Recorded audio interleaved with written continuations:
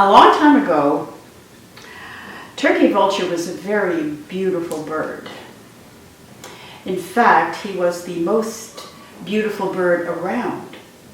You know, and when he turned his head and the sun would glint off his feathers, you know, people around would say, "Oh, turkey vulture, you're so handsome." And he loved it. So whenever he was around people, he made sure that, you know, his feathers sparkled. Well, it got to be that he liked people to compliment him a lot. So every time he was with people, he wanted them to tell him how beautiful his feathers were. Well, that was okay for a while. Then the people got tired of it. So when they saw turkey vulture coming, they pretend that, you know, they didn't see him. Or if he was getting really close, they would walk away and go somewhere else. They just didn't want to compliment turkey vulture again. Well, one day, Nanabush was going through the forest, and he came out into this nice open field. He was walking out there, you know, and just enjoying the warm sun. And then out of the corner of his eye, off in the distance, who do you think he saw? Turkey vulture. Well, he sucked in his breath, and he was going to go back into the bush and find another way around. But then it occurred to him that he could teach turkey vulture a lesson. And so he devised a plan. He turned himself into a bear. A big, fat, dead bear. A big, fat, stinking dead bear. And he went and he laid out in the field. And he waited. And he made the bear carcass really, really stink. And he laid as still as he could. And turkey vulture very, very slowly circled in the sky and could actually see that there was something really yummy over there. So he took his time, turkey vulture did, and he circled around and around and around, and he made sure that there weren't other people around because he didn't want to share that carcass that he saw. And he took his time, he circled around and around, and when he was sure that he was the only one there, then he very slowly made his way to the ground, and he landed right there beside the bear.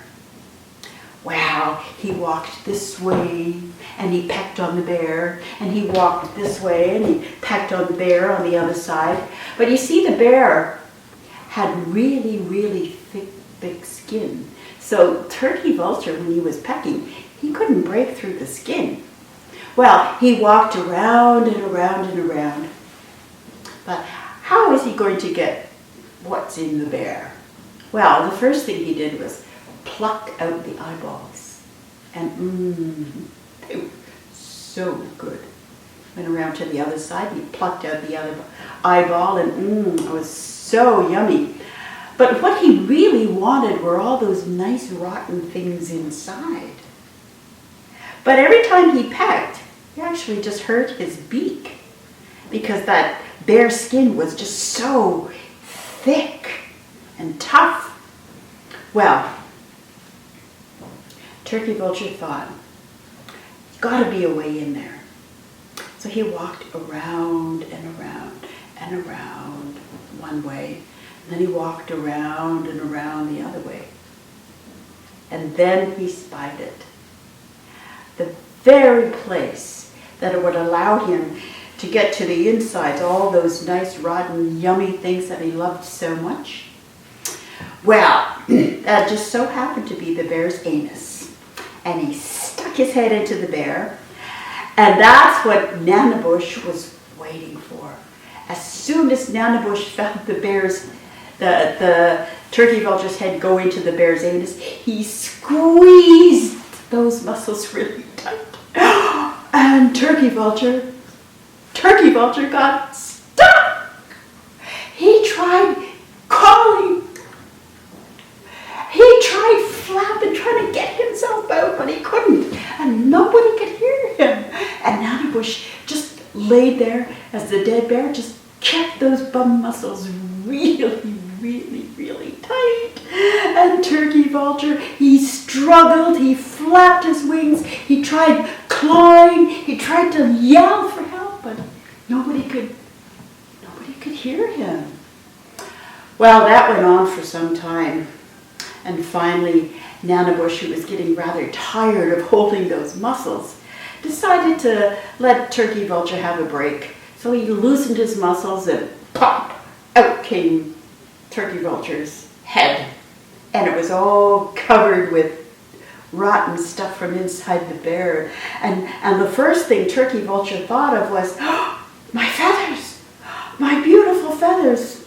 So he went running off to the nearest stream, stuck his head in the water, swished his head around again and again and again and again to get all that goo off his feathers. And when he was pretty sure that that goo was all gone, he let the water settle. And then he looked in, and to his horror, all his beautiful feathers are gone. And so, to this day, if you want to know why Turkey Vulture has red, wrinkly skin and no feathers, that's why.